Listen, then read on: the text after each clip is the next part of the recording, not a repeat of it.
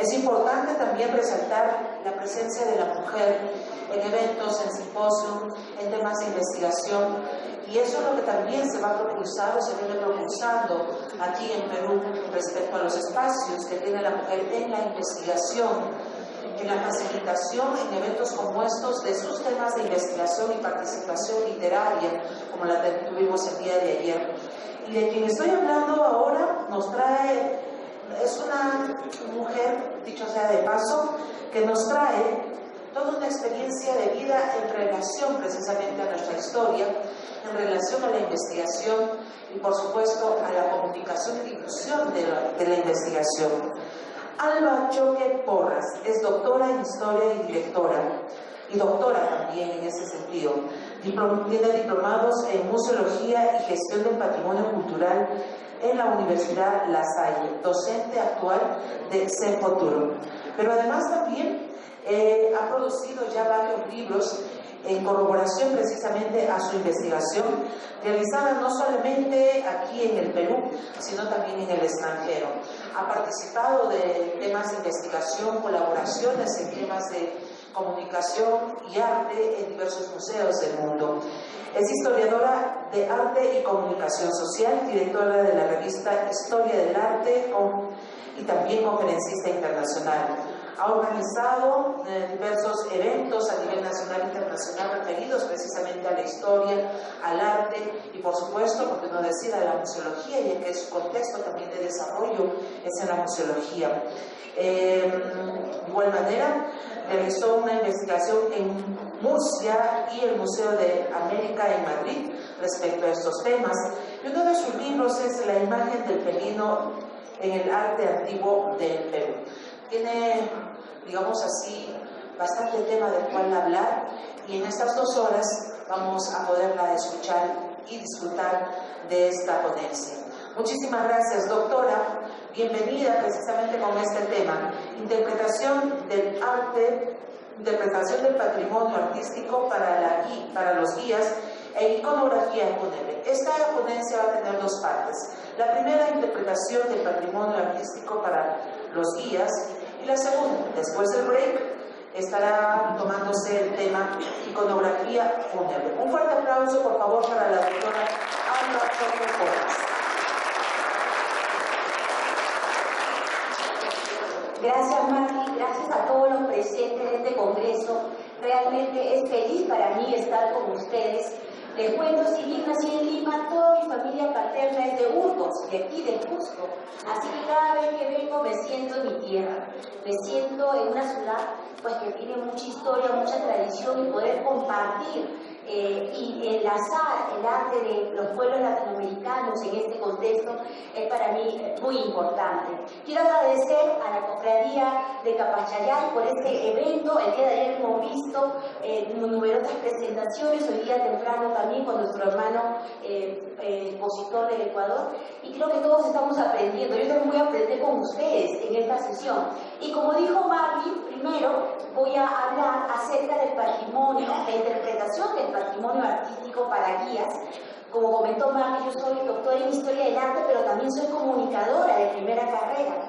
Así que pues vamos a tratar de presentar este tema y cómo es que podemos transmitir esos valores artísticos en tan poco tiempo que tenemos muchas veces cuando estamos delante del público, ¿no? Y después del break hablaremos de un tema pues, que está muy en moda últimamente, vinculado al necroturismo, el tema de la muerte, ¿no? Que siempre pues trae una reflexión, todo el mundo quiere saber qué hay detrás de esta vida cuando conversemos acerca del arte funerario que ocurre en los cementerios modernos patrimoniales en Latinoamérica.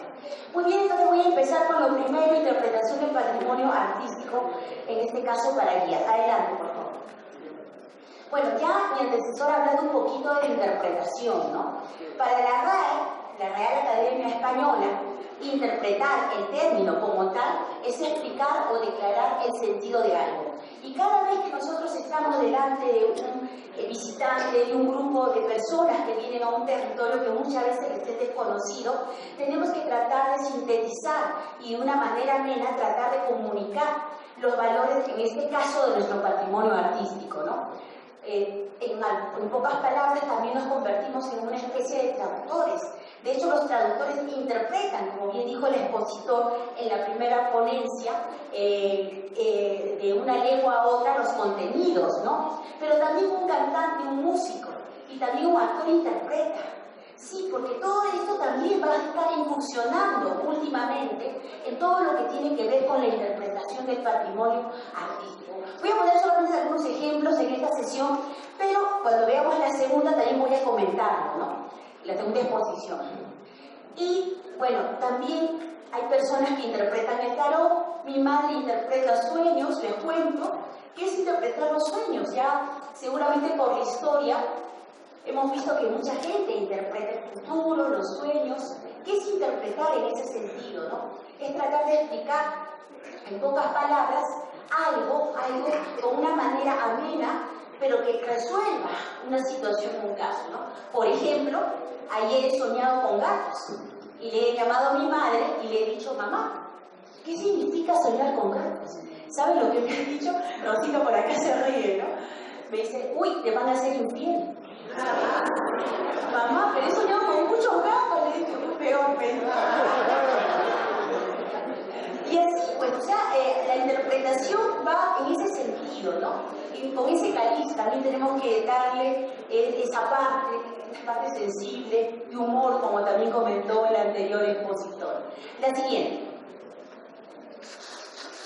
Bueno, entonces nos convertimos en guías intérpretes, nos convertimos en generadores de experiencia en un espacio que puede ser abierto, como es el patrimonio arqueológico, el patrimonio de las ciudades, el patrimonio inmueble, pero también en espacios cerrados como conventos, museos, que nos permiten, en este caso, comunicar de una manera simple. Es fácil, yo siempre digo, yo soy doctora en historia, hablar con personas que tienen una instrucción, pero yo tenía un consejo de un profesor que me dijo en la universidad, ¿no? Cuando ustedes quieren comunicar algo, lo tienen que entender desde la persona que tiene el oficio más sencillo en una institución, en un espacio, hasta el presidente de la República. ¿Eso qué cosa quiere decir? Que tenemos que comunicar en poco tiempo, en pocas palabras, transmitir muchos mensajes, ¿no? Y de esa manera vamos a crear un vínculo entre el patrimonio artístico, de este caso, y quien nos está oyendo, quien nos está revisando con nosotros en conjunto, reflexionando acerca de los valores de este patrimonio como tal. A veces los lenguajes son diferentes, sobre todo cuando hablamos del lenguaje prehispánico, precolombino, que mucha gente de Europa a lo mejor no lo entiende. ¡Ay, qué feo! ¿Cómo he hecho esto de esta manera? No, nuestro deber es justamente hacerle transmitir, es como una traducción, pero en un lenguaje de esas formas visuales, a palabras que ellos también conozcan y entiendan. Yo viví mucho tiempo en Europa, estudié en España además, y viví ahí varios años, y me era difícil poder conectar con la sensibilidad estética del pasado prehispánico, por ejemplo, con la mentalidad, porque claro, el mundo europeo está pensando en formas pues tipo Grecia, el mundo clásico, ¿no? Y entonces había que darles otro tipo de interpretación para este público. Cada público, por lo tanto, será diferente, ¿no? Y lo más importante, crear vínculos, crear emociones todo el tiempo. La siguiente, por favor. Entonces, ¿qué es la interpretación del patrimonio cultural, del patrimonio artístico, no? Aquí justamente estoy observando una pintura de la escuela cusqueña. Y justamente es por donde debemos empezar, observar. Cuando queremos interpretar el patrimonio artístico, las bellas artes, la arquitectura, el espacio urbano, pues tenemos que ver cada uno de los detalles. Esos pequeños detalles nos van a ayudar a mostrar de otra forma el valor y tratar de buscar una conexión con nuestro visitante, ¿no? Y en este caso hay que tratar de verlo en directo, es cierto, pero tenemos que hacer que también haya un disfrute por parte del espectador o del grupo, ¿no? Y tenemos conexiones. Por ejemplo, aquí tenemos un detalle de esta pintura que pertenece a la serie de Santa Ana del Corpus Christi. Y aquí vemos un personaje, un descendiente de la élite inca, ataviado con un vestido mestizo, ¿no? Ataviado como un inca, es cierto, pero también con esas famosas mangas de brujas que ya le confieren otra significación. Y buscar esa relación justamente, si es un público europeo, a lo mejor han ido a Bélgica, o a lo mejor pues los antiguos trajes de sus gobernantes, y tratar de buscar asociaciones para que entiendan por qué este personaje, después de la conquista, seguía manteniendo símbolos de su poder, como vemos el sol, como vemos la mascaipacha, el cóndor, pero al mismo tiempo estaba vinculada a su indumentaria a mostrar también esa parte relacionada con el nuevo escenario social que le tocaba vivir, y vinculado a un tema religioso, que va a ser una síntesis, un sincretismo con su mundo religioso andino, que es previo, ¿no? Y esas cosas tenemos que ir. Lo primero que tenemos que hacer, por eso decía, es ver, ¿no? La siguiente. Claro, eso es algo, lo que hemos visto anteriormente es algo que a lo mejor es más fácil, pero ¿cómo explicamos esto? Que es el reloj solar de los incas, llamado reloj solar, el Intihuatana, a alguien que no conoce las características formales, el significado que tiene esta estructura, esta escultura. Si la separamos de su contexto, la quitamos fuera de Machu Picchu y la ponemos en un museo, si la ponemos en otro espacio geográfico, los que son artistas plásticos, hay algunos presentes aquí, podrán decir que es una escultura a todas luces contemporánea. Porque el significado no solamente está en algo que es reconocible a simple vista por todos, hay un significado que tiene cada cultura en Latinoamérica, ¿no? Y entonces lo que tenemos que hacer es no solamente hablar qué significa el tema de la luz, el sol, el tema del tiempo, cómo es que conjugan las formas geométricas, por qué los incas utilizaban las formas geométricas, por qué los incas daban especial atención a ese juego de efectos y luces y sombras, que a lo mejor en otras realidades sería difícil de que lo pudieran entender. Y además que está en un sitio imponente, cuando ustedes han ido a Machu Picchu, es el corazón de Machu Picchu además, ¿no? Y justamente es lo que tenemos que hacer, ¿no? Presentarlo y tratar que ellos entiendan, es decir, es como traducir los elementos formales para que ellos puedan entenderlo, ¿no? Si vemos también esa estructura que es Intihuatana o reloj solar de los incas, como le han llamado arqueólogos, otros investigadores, tiene una serie de escalones que está vinculándolo también a la idea de la Pachamama, ¿no? La representación de la tierra de forma sincrética. Y en la parte superior, esa especie de estela unida a ese primer promontorio, es como si, digamos, ello fertilizara la Pachamama. Esos conceptos que vienen del mundo andino es difícil a veces de hacerlos entender en tan poco tiempo, pero tenemos que tratar de mostrárselos de una manera simple al espectador, al visitante. La siguiente.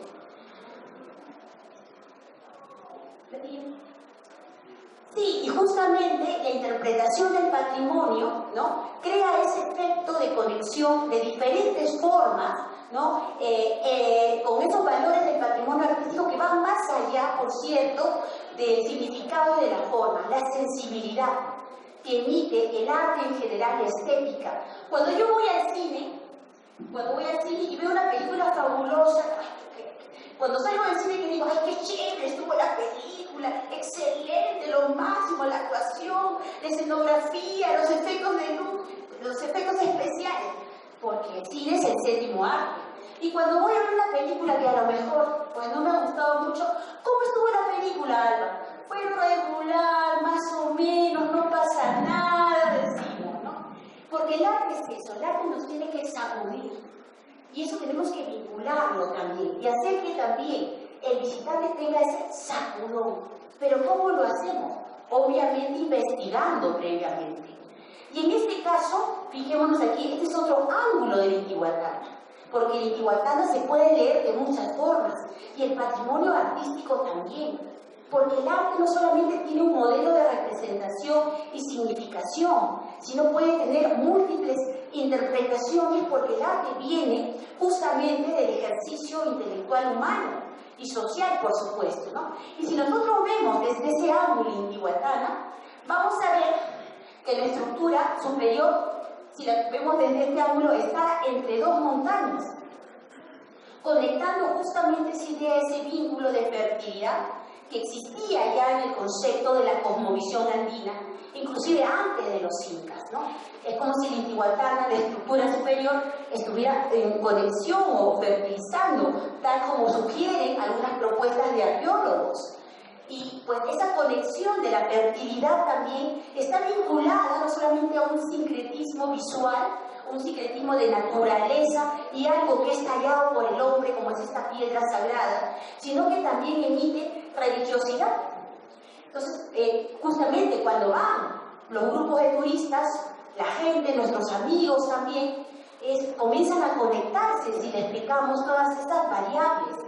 Y entonces comienzan a tener, también a crear no solamente una sensibilidad estética, una sensibilidad vinculada a lo religioso, a lo místico, al misterio, que es tan importante en relación al patrimonio artístico en general. La siguiente, por favor. Entonces, ¿qué es lo que tenemos que hacer? Y aquí voy a poner dos ejemplos antes de ir. Uno va a ser un ejemplo vinculado al arte virreinal, al arte colonial, y después vamos a ver ejemplos del arte precolombino, prehispánico, no solamente por cierto, ¿no? Lo que tenemos que hacer cuando hablamos de patrimonio artístico es hacer hablar a la imagen, es hacerle hablar al objeto artístico. ¿Cómo hago eso, profesora? Me dicen mis alumnos. Primero, observar, ¿no? Ver todos los detalles, tengo que ver todo. Cuando yo vendo un producto, ¿qué es lo que hago? Veo todo, cómo huele, cómo puede sentir el futuro comprador. El arte es más o menos así cuando lo queremos promocionar. No solamente sensibilidad, sino también tiene una parte material. Y esa parte material la tenemos que conocer al revés y al derecho. Uy, no vaya a ser que nos pregunten algo que después no sé contestar, ¿no? Y entonces tenemos que hacer visible eso que aparentemente es invisible. ¿Cómo vamos a hacer eso? En base a una serie de preguntas. Claro, cada objeto artístico tiene sus propias preguntas. Pero voy a presentar dos casos para que de esa manera podamos indagar y hacerle hablar a la obra de arte. Un clic más, por favor. Y aquí estoy poniendo solamente algunas preguntas, pero podríamos hacerle muchísimas más, ¿no? Y eso podríamos aplicarle a muchos tipos de patrimonios artísticos, ¿no? Lo primero que yo me tendría que preguntar es cómo se elabora esta imagen, esta escultura, esta pintura, esta arquitectura, qué técnicas se han utilizado. A veces la técnica nos lleva a mostrar de una manera más agradable, de una manera inclusive más misteriosa, los pormenores que están en el interior de la constitución y elaboración de este tipo de piezas, ¿no? ¿Quiénes o quiénes lo hicieron? ¿Es un trabajo individual? ¿Es un trabajo colectivo? ¿Qué piensan de Machu Picchu? ¿Machu Picchu es una obra individual o es un trabajo colectivo? Colectivo, efectivamente. ¿Cuántas personas trabajaron? Obviamente que había sus dirigentes.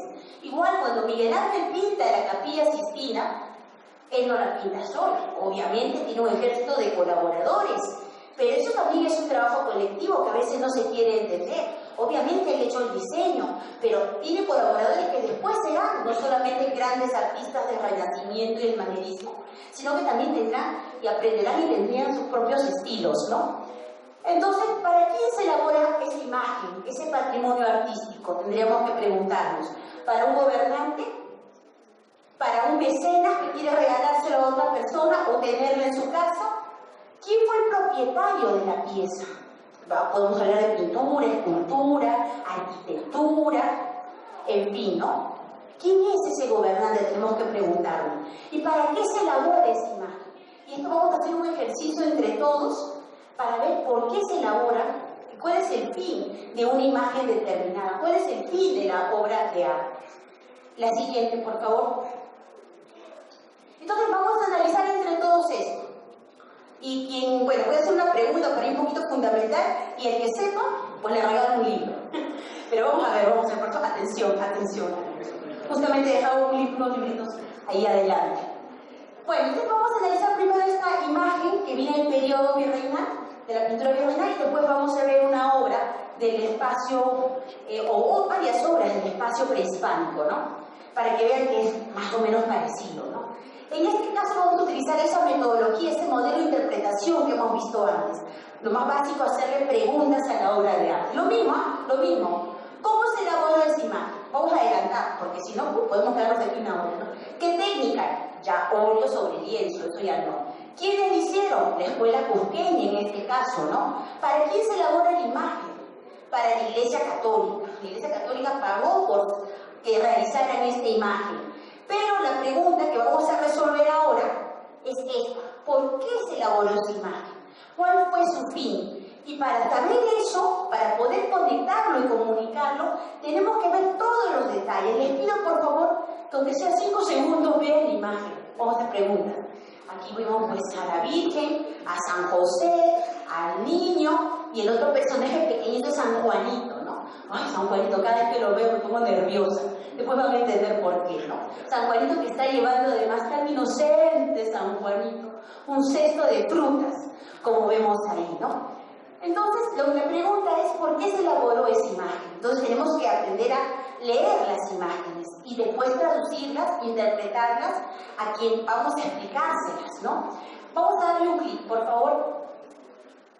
Aquí la tenemos, otro clic, aquí. Aquí hay algo, otro clic, ¿no? Ya vamos a dar un clic más porque salió la respuesta un poquito por abajo, después salió otra pregunta. Ya está. A veces, fijémonos, cuando vemos las imágenes, pasamos de largo algún pequeño detalle que nos pueda dar la explicación. El arte se mueve siempre con misterio, el patrimonio artístico también. Machu Picchu tiene un montón de misterios. Sacsayhuamán, la arquitectura colonial de Quito, que es maravillosa también, por citar algún ejemplo. Entonces, bueno, tenemos una escena aparentemente, pues, la Sagrada Familia, la Virgen amorosa con el niño, San José ahí, pero San José tiene un jilguero. Bueno, un jilguero, ¿no? Que está representado. Hay jilgueros de diferentes variedades en el mundo. El jilguero es el símbolo, y mucha gente a veces no lo sabe, y muchas obras vinculadas a la imagen de la Sagrada Familia está presente, y claro, pues ni siquiera nos damos cuenta que hay un pajarito. Oh, bueno, la Virgen con el pajarito, pero en realidad es un jilguero, que es un símbolo de la futura muerte, además violenta, de Cristo. ¿Alguien sabe por qué? ¿Por qué representa un jilguero la muerte violenta de Cristo? ¿Se han puesto a preguntar por qué hay tantas imágenes de María asociada a la Virgen del Niño, ¿no? O la Sagrada Familia, a ciertas aves, entre ellas el jilguero? Vamos a seguir entonces para seguir desentrañando este misterio. La siguiente. Fíjense aquí. El jilguero. ¿Dónde vivía Jesús? ¿Dónde vivía Jesús? Claro, toda la área de Jerusalén, ¿no? Muy bien. El jilguero, como dijimos, es el símbolo de la futura muerte violenta de Cristo. Este jilguero, el jilguero de Jerusalén, además, ¿sobre qué está posado? ¿Sobre qué está parado? Aquí, en la imagen aquí. Sobre espinas, muy bien. Porque el jilguero se alimenta de semillas e insectos que viven sobre una planta, el cardo. El famoso cardo de Jerusalén, que es por la cual se va a elaborar la famosa corona de espinas de Cristo. Entonces, ¿qué hace el artista? El artista no nos dice, ay, pues no voy a contar la historia, tanta la historia en un espacio tan pequeño como una pintura, sintetiza, interpreta justamente esa historia, ¿no? Cuando Cristo está en el momento de que lo están flagelando, le ponen una corona de espinas, una corona, búsquenla por internet si desea, hecha como el famoso cardo de Jerusalén. Justamente en la iglesia de Notre Dame, lamentablemente, hace unos años se incendió, pero antes del incendio pude ver, bueno, las reliquias de la corona de espinas la llevan en procesión, además, en ciertos momentos del año. Comenzaban a contar esta historia, y dije, wow, tengo que traer esa historia aquí, a este espacio en el Cusco, ¿no? Y entonces, por eso, el pájaro, en este caso el jilguero, es lo que se denomina en el arte la prefiguración. ¿Qué es la prefiguración? El anticipo de algo, es como un antecedente de algo que va a pasar, pero en el futuro. Es la prefiguración, el anticipo, en este caso para Jesús, que va a sufrir ese calvario, esa coronación, ese sufrimiento por la humanidad. La siguiente. Porque eso ya falta. Ya, bueno, ahí está, no vamos a dar un clic más, porque nos vamos a detener en este personaje. Ay, el inocente San Juanito, ¿no? Que aparece en muchas representaciones de diferentes países de la pintura colonial en general. Uno dice, ay, no sabe, pues el primo de Cristo, ¿no? De Jesús. Bueno, pero tan inocente no es, porque San Juanito también es la prefiguración de algo, y lo vamos a descubrir con este ejemplo. Vemos aquí que está llevando un cesto de frutas, bueno, más o menos aquí está uvas, también tiene una granada y dátiles también, la manzana, la manzana, ¿no? A ver, voy a preguntar, ¿cuál era el fruto prohibido? ¿Están seguros? ¿Cuál es el fruto prohibido? Muy bien, no dice, en la Biblia no dice, ay, Adán se comió una manzana con Eva, no, el fruto prohibido. De hecho, en algunas representaciones vamos a encontrar la manzana, en otras la pera, por eso la Virgen de la Pera, por citar algo, ¿no? Bueno, pero en este caso tiene su manzana, tiene las uvas que están vinculadas a la sangre de Cristo, al sacrificio, pero también hay los dátiles, no se pueden ver bien, están como unos higos que están por la barbilla del personaje de San Juanito. ¿Por qué los dátiles? Y esto también tiene una explicación. La siguiente, por favor. Aquí está pera, bueno, aquí está la pera en este caso, por ahí una manzana también, uva, la granada que ahorita explicaré. Pero vamos a darle un clic más. Aquí está, ¿de dónde viene esa historia de los dátiles? Cuando vamos al museo, varias personas con las cuales a veces ha oigado, llego a mis alumnos, profesor, ¿y por qué los dátiles? ¿De dónde viene eso? Pues viene de esto, que está aquí.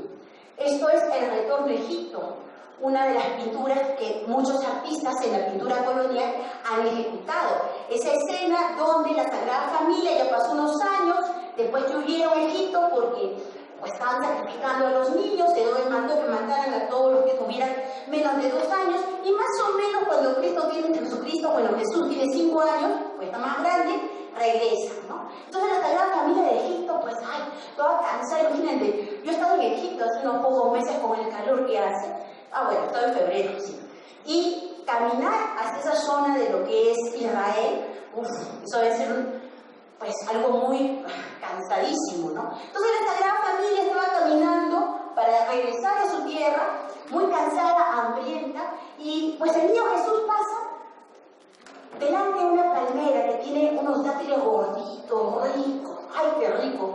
Pero el árbol es muy grande, ni su padre ni su madre ni él pueden llegar hasta la parte superior de esta palmera con dátiles. Entonces, el niño Jesús le habla a la palmera y le dice, agáchate para que yo pueda coger tus frutos. La palmera, al ver que es el Hijo de Dios, se agacha y ellos pueden disfrutar, saciar el hambre y continuar su viaje. Después aparece la voz de Dios y bendice a la palmera. Y en recompensa por esta acción, la convierte en símbolo de aquellos que mueren defendiendo la fe. Por eso vamos a encontrar la palmera asociada a muchos personajes como los santos o personajes que están vinculados a la defensa de la fe, como veremos en la otra exposición de arte fúnebre, justamente, ¿no? Y por eso que los dátiles están presentes. La siguiente, por favor, en la imagen de San Juanito, ¿no? Podríamos hablar de la granada. La granada es un fruto que está vinculado a la muerte y la resurrección, que viene de un contenido. El mundo cristiano tiene mucha esencia vinculada al mundo clásico, al mundo griego, al mundo romano. Eso ya sería motivo de otra exposición. Y también al mundo egipcio, como veremos en la siguiente conferencia, ¿no? Y entonces, ¿cuál es el fin? La evangelización. Contar en una sola imagen, en una estructura pequeña, varias historias. Aquí solamente hemos contado la del Evangelio y la de San Juanito con el cesto de las frutas, pero podríamos hablar de los rayos, de lo que lleva los rayos luminosos que están detrás de María, digamos lo que lleva José, esa vara cuya le florece un lirio blanco, lirios blancos en la parte superior, y muchas historias más. Pero escojamos 2 o 3 para poder explicar, digamos, de una manera más agradable y amena al visitante, al espectador de una obra como esta. La siguiente. Hay otro nivel donde digo quién es cada personaje, qué simboliza cada personaje y después ya una reflexión final que es el nivel iconológico. La siguiente. Ahora lo voy a hacer con esto, rapidito, para ver el tiempo. ¿Estamos bien de tiempo? Estamos bien de tiempo, muy bien. Entonces vamos a hacer esto rapidito, lo voy a hacer yo y ya después con los demás podemos hacerla también, ¿no? Tenemos la misma imagen, la Sagrada Familia con San Juanito, ¿no? Entonces en el nivel preiconográfico, la descripción, pues tenemos ante nosotros la representación de una familia, una mujer, cuando estamos de 30 años, 28 años, un hombre también de mediana edad y dos niños de aproximadamente el mayor de 3 años y el otro de 1 año y medio. Estoy describiendo solamente. El segundo nivel se trata de la representación de la Sagrada Familia, que la mujer sería la Virgen María, el hombre sería San José, contamos la historia de San José, y quién es el niño Jesús, que se estaba en forma amorosa, mejilla con su madre, y al costado pues aparece San Juanito, ¿no? San Juanito, ¿qué representa San Juanito? Se recordamos la historia bíblica, San Juan, que en general pues anticipa quién va a ser el próximo Mesías, porque él dice que no es.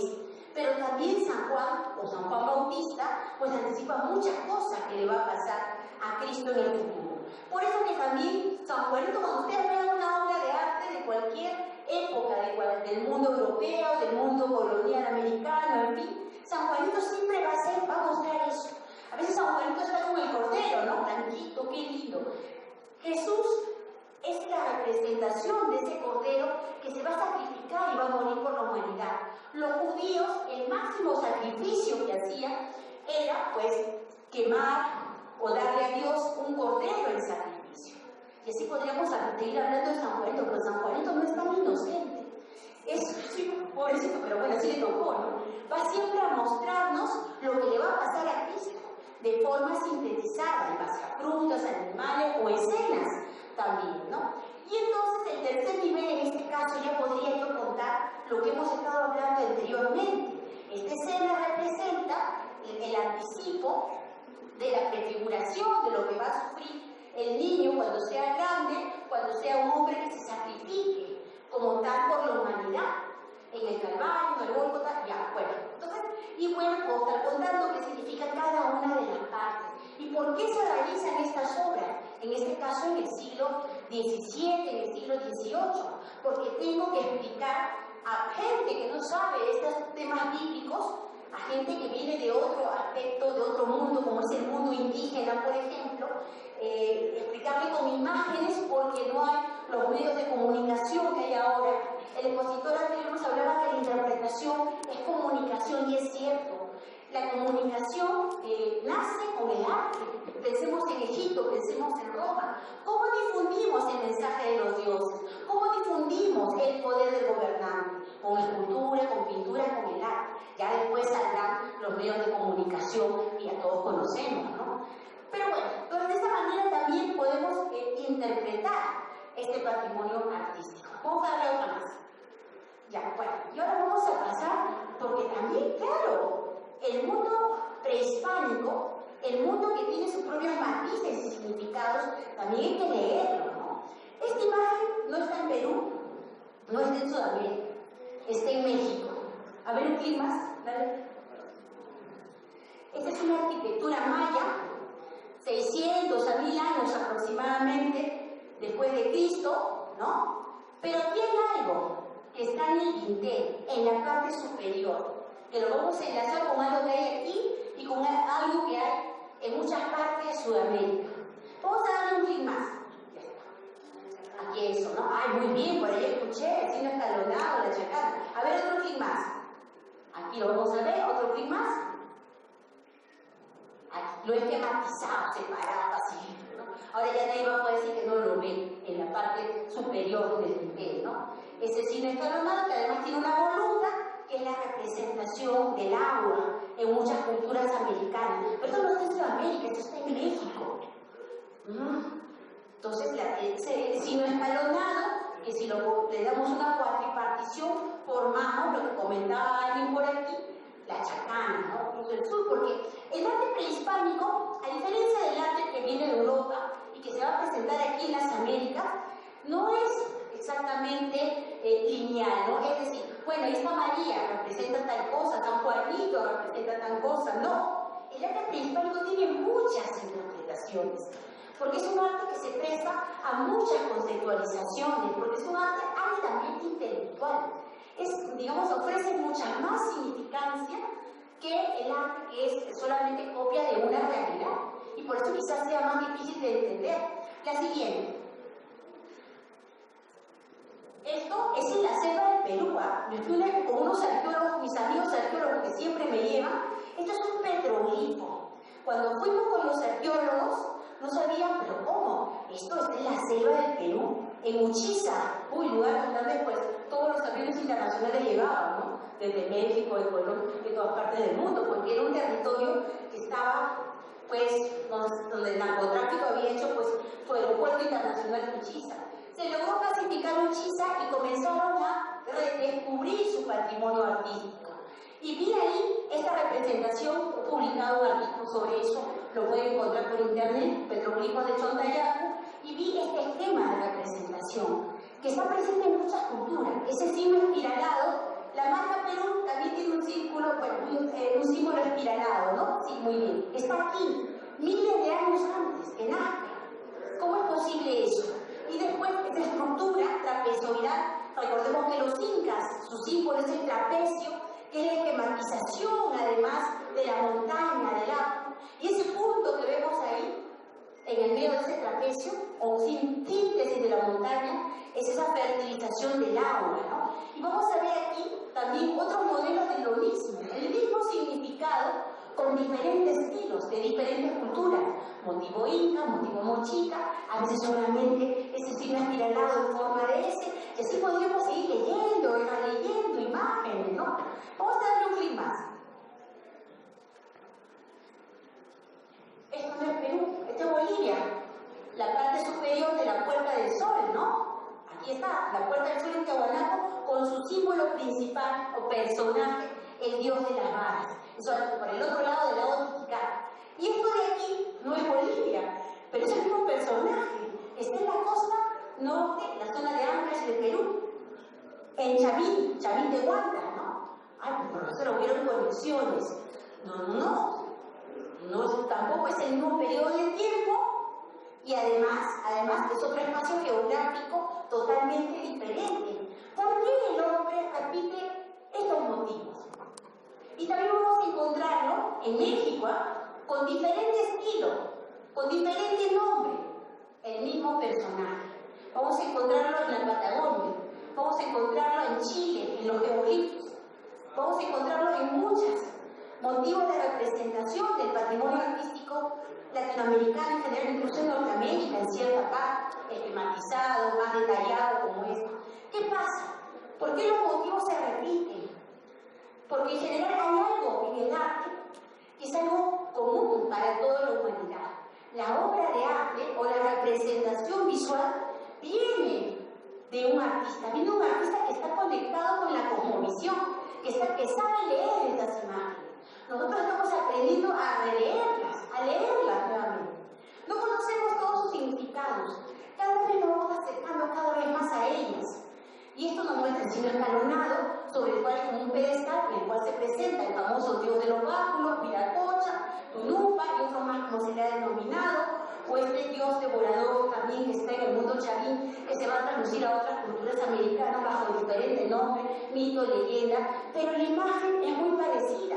Dioses que están vinculados con la fertilidad, con el dominio de la naturaleza. La siguiente. Ya, esto es fácil, eso está en Chanchán, ¿no? Los que han ido al norte del Perú, la ciudad de barro más grande del mundo. Un detalle, a ver un clip más, de la plaza Sudi, del Palacio Sudi, ¿no? En el norte del Perú. Ahí también está ese signo escalonado. Y ven una franja en el medio, es el agua que fertiliza estos sistemas de andenes o tierra que está sintetizada bajo ese signo escalonado. Y ya lo he propuesto el doctor Lumbreras, el doctor Federico Campandón y varios investigadores también del norte del Perú, ¿no? Y bueno, y abajo estaba él haciendo el dignatario que recibía las ofrendas, en fin. Ya, pero vamos a dar un clic más. Ya, este es un detalle, y quien me diga, le regalo el libro, quien me diga a qué cultura, a qué ciudad, a qué nación pertenece, porque aquí tenemos un ciclo escalonado, le regalo el libro. Está difícil, ¿no? Sí, es un poco difícil porque el profesor lo tenemos muy claro y tal. Pero ahora vamos a verla completa. No está en el Perú. No. ¿Sumeria? ¿Ah? ¿Sumeria? No. Vamos a darle un clic ya. Eres cercano a México. De estos hay varios, ¿no? De estos hay varios, poniendo uno nomás, ¿no? Sí, pues difícil era. Fácil no, pues. Ya, bueno, vamos a dar otra oportunidad por ahí. Pero ¿por qué esto? Profesora, conexiones intergalácticas, profesora. No, puede ser, también uno nunca sabe, yo no he estado ahí, ni ninguno de nosotros. La cuestión es que el hombre siempre busca representar o explicar los fenómenos de la naturaleza, lo que está detrás de la muerte, lo que está antes de la vida. Ese tema de la representación de esa escalera está vinculada porque este es como un espacio funerario, ¿no? Ven ahí hay como una entrada. Entonces, esa escalera es dentro del pensamiento de esta arquitectura fúnebre, está vinculada con la idea del paso hacia la otra vida, como una escalera que nos conecta hacia la otra vida. Pueden buscarlo también. De estos hay varios, además cada gobernante elaboraba de forma simbólica su espacio funerario, qué cosa hay más allá. Y entonces a veces el significado puede ser parecido, puede ser diferente, pero la parte visual es la que tenemos que conectar y para poder llegar a esa verdad, al fin de por qué se hizo esta obra de arte, la arquitectura, el relieve escultórico, como vemos en la imagen. La siguiente. El espacio público también. ¿Cuántos monumentos tenemos en nuestras ciudades? Hay que hacerle hablar al monumento, porque además están permanentemente conectadas con el espacio público. ¿Cuántos parques con monumentos tenemos que podemos hacer rutas turísticas interbarriales? Yo lo he puesto en práctica con mis alumnos en la ciudad de Lima. Vamos a los parques a crear una historia. Crear una ruta turística significa crear una historia, crear un discurso, crear algo que sustente la memoria local, la conexión con ese pasado histórico que a veces ni nos damos cuenta, qué simboliza, qué personaje está ahí, o qué héroe de la patria que ni siquiera sabemos, o qué personaje está vinculado con la comunidad. La siguiente. Pero esto no es un ejemplo, una broma, porque tenemos que hacerlo con palabras fáciles. La interpretación del patrimonio artístico, tenemos que conocer lo técnico, pero traducirlo desde niños hasta las personas mayores, desde las personas que, bueno, ciudadanos de a pie, como la persona más inteligente, más intelectual que viene con nosotros. De eso se trata. Si me voy a ir a lucir, a hablar palabras técnicas, él no va a entender nada, ellos no van a entender nada, y no le van a dar el valor que realmente pudiera tener el patrimonio. Adelante, por favor, la siguiente. Y bueno, ¿no? Entonces, aquí rapidito, ya para terminar esta primera exposición, voy a hablar de algo que es totalmente fundamental, que me imagino que todos conocen, pero por si acaso, si no lo sabemos o se nos ha olvidado, que es la base de la interpretación del patrimonio. Empezó por el patrimonio natural, pero después ha sido quizás uno de los soportes más importantes para interpretar y traducir, comunicar el patrimonio artístico en general. Son los famosos principios Tillich, ¿no? Son 6 principios, vamos a resumir rápido, ¿no? Para no marearnos tanto, que desde 1957 han tenido pues seguidores, algunos no, otros sí, pero que es la base fundamental de la interpretación. Primer principio, ¿qué dice? Cualquier interpretación, de alguna forma, estamos hablando del arte, no relacione lo que muestra o describe con algo que se halla en la personalidad o en la experiencia del visitante, será estéril. Si yo no lo conecto, si yo no le hago preguntas al visitante para que él también me diga, si no, por ejemplo, viene alguien de China, de Japón, que no tiene nada que ver con nuestro contexto, tengo que explicarle de otra manera, porque él viene de otro mundo, de otra realidad. El segundo principio, la información tal cual no es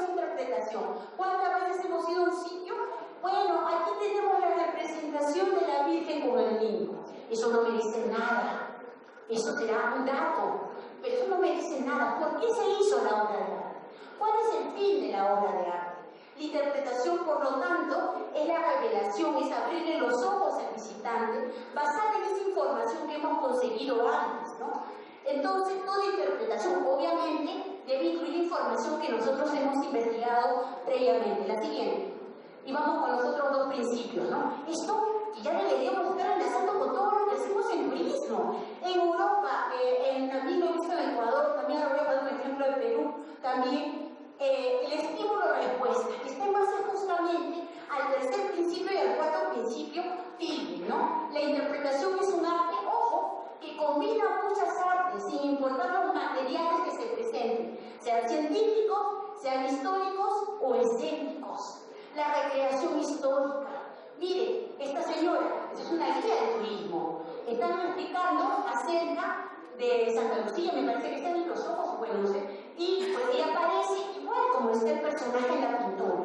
¿Por qué? Porque imagínense, estoy explicando el arte colonial y de pronto aparece la Virgen María y me comienza a explicar por qué está ahí con su hijo, con San José y toda la historia que yo les he comentado antes.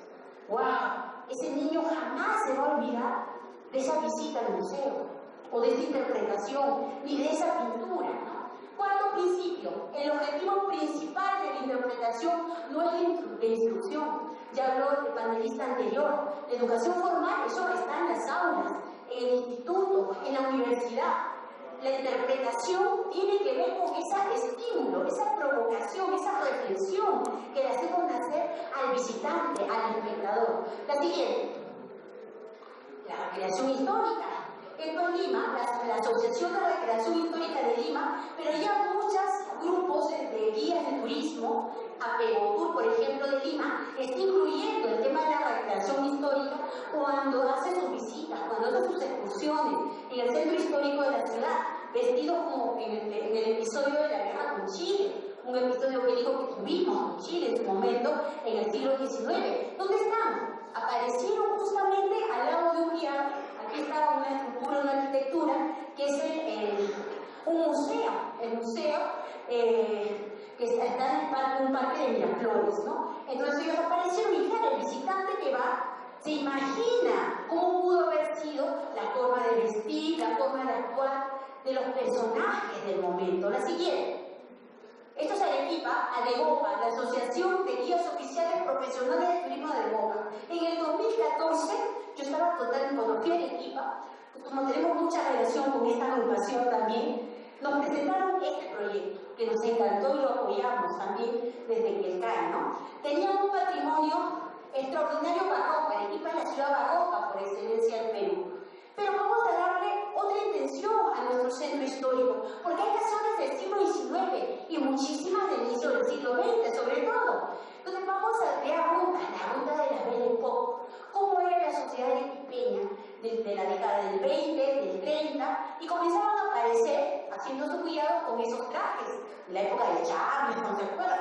Así mismo, ¿no? Para que la gente se motivara a conocer una nueva ruta turística que ya está incorporada, además, dentro de la ciudad. Y ellos fueron los promotores, ese ya nació de ahí.